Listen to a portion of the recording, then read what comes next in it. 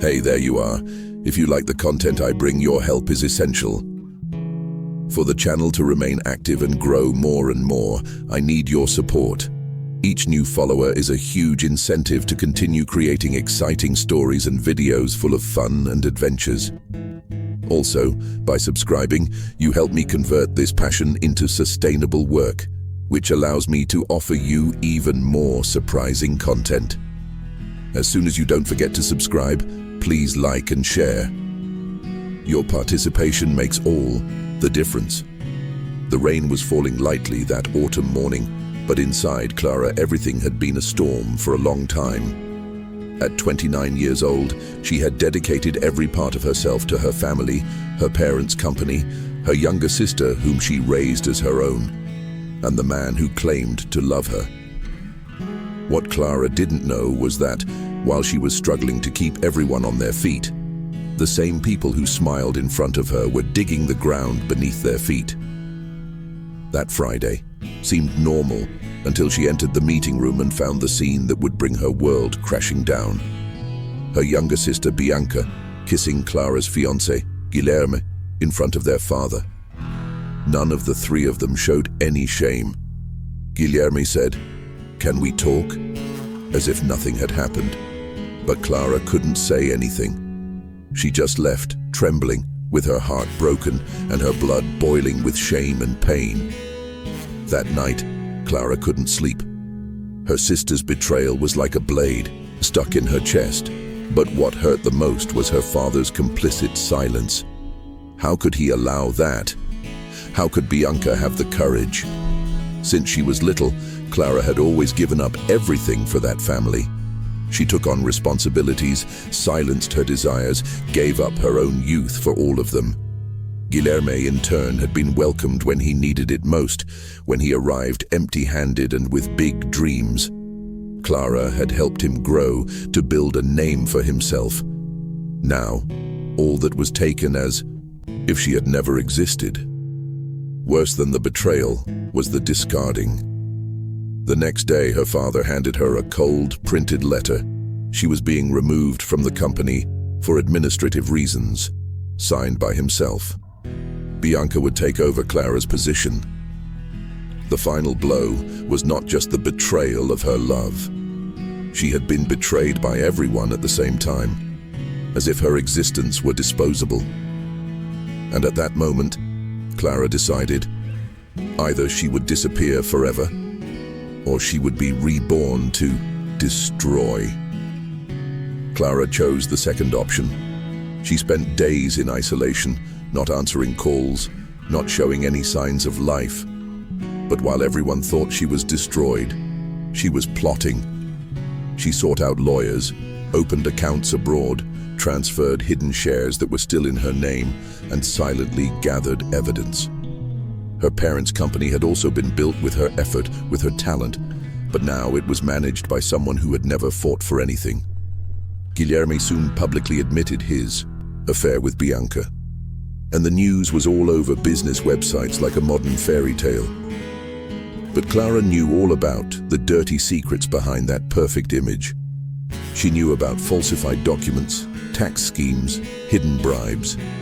She kept everything. She organized it, catalogued it. In silence, while the world thought she was crying, she was sharpening her sword. Months passed. Clara reappeared wearing new clothes with a straight posture and a calm smile that was uncomfortable. She was the personification of cold patience. Bianca feigned enthusiasm when she saw her, as if her guilt had already evaporated. Guilherme, on the other hand, could barely hold her gaze. And what about her father? Her father just smiled as if to say, "Keep moving forward, my daughter." But Clara had not returned out of affection. She returned to watch the downfall. She began by buying shares in rival companies, using third-party names. She infiltrated the backstage of the market and began to undermine contracts with the family company. The new management, inexperienced, was already making serious mistakes. And each mistake was fueled by Clara with strategic information that she herself provided to her competitors.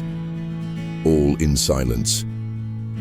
While they celebrated their false success, Clara was planting the seeds of ruin. In the midst of all this, only one person showed genuine concern. Marina, Clara's former secretary, who had been fired when Bianca took over. Marina came to her crying, saying that the company was in chaos, that employees were being unfairly fired, and that Guilherme now had more control than anyone else. "They're going to ruin everything," Marina said. Clara just nodded. That was what she wanted. But seeing Marina suffer for loyalty broke a piece of what was left of her heart. She decided to help her, discreetly. She got her a new job at a partner multinational company, with a salary tripled. "You deserve more," Clara said. That was the first good deed in her journey of revenge.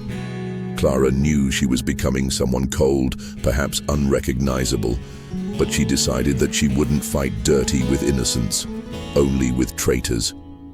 The decline began slowly, almost imperceptibly. A loss here, a broken contract there. But the domino effect was building. The company's name began to be mentioned at market meetings as unstable. Clara watched everything from afar, like someone who sees a house that has burned down from the inside, but still has its facade up. Bianca couldn't keep up with technical meetings, and Guilherme made bad decisions out of pure vanity.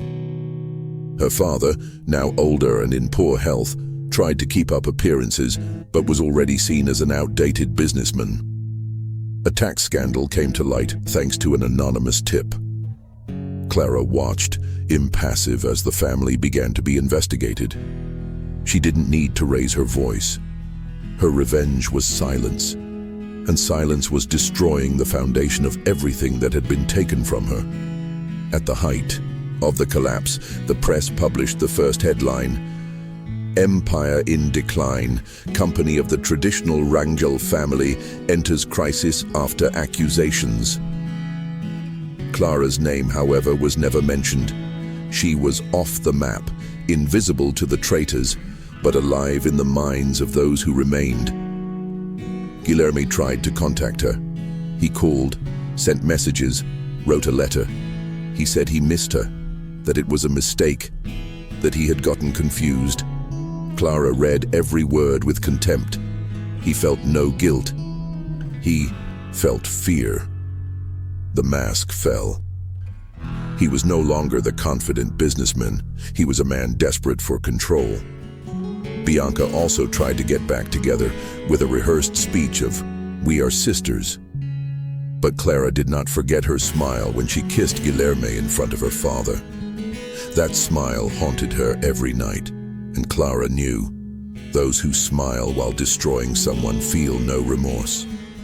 Her father, now ill, sent her a handwritten letter. He said he had made a mistake, that he had let himself be, carried away by his desire to see Bianca grow up, that he had underestimated Clara.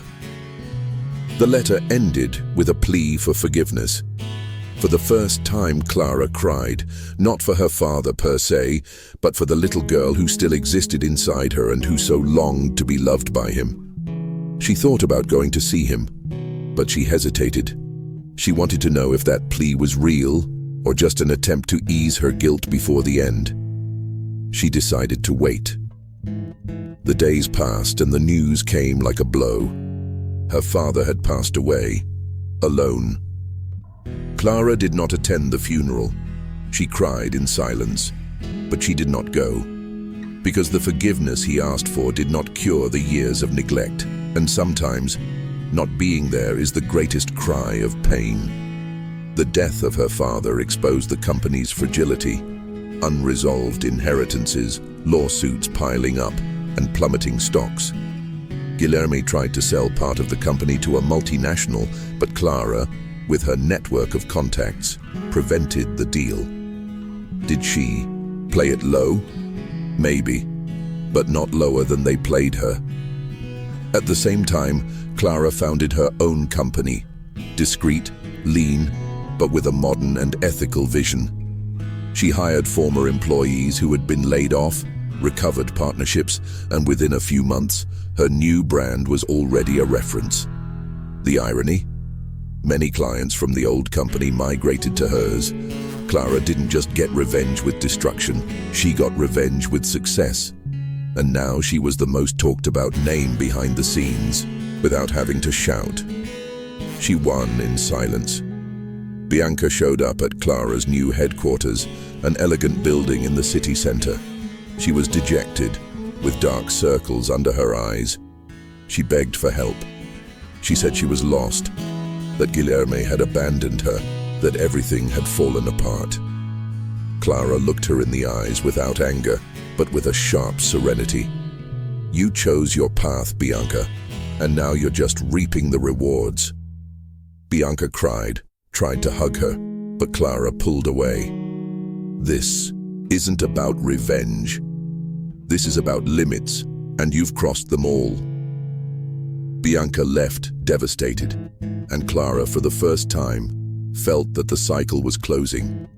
Guilherme was arrested weeks later, involved in a tax fraud scandal. He tried to implicate Clara, but there was no evidence. She had been impeccable. During the trial, he mentioned her name, trying to deflect blame. Clara, who was watching on TV, just smiled. She wouldn't speak out. Justice was being served by itself. And sometimes, silence is crueler than any speech. Clara smiled again. Not the bitter smile of before, but a new one, a light, genuine one. She learned to live without carrying the weight of other people's guilt. She forgave herself for having trusted too much. She did not forget, but she transformed the pain into strength. Today, she walks with firmness, not out of revenge, but out of dignity. The woman who was discarded by those she loved most has become greater than all of them put together. And now, when Clara looks in the mirror, she sees not only survival, but rebirth. Years passed. Clara was honored as one of the most influential businesswomen in the country.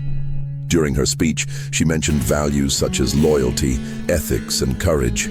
She did not mention names, but everyone there knew the story. Bianca, now living abroad, watched from afar in silence. She knew that she had lost much more than a company or a fiancé. She had lost the one person she should never have betrayed, and she would carry that regret forever. Clara visited her father's grave for the first time in 5 years. She brought white flowers and remained silent for a few minutes. She said softly, "I followed, and I did better than you thought I was capable of." Tears flowed, but they were different. They were not tears of pain. They were tears of liberation. That afternoon, Clara finally said goodbye to the girl who had sought so much approval, and she buried, along with the past, the last part of everything that had prevented her from living fully. Today, Clara lives in peace, not with a perfect life, but with a light soul. She didn't need to shout or lower herself. She won with elegance, with justice, with silence. And her story, which began with pain, ended with honor. Because in the end, Clara didn't destroy anyone. They just reaped what they sowed. She just survived and flourished.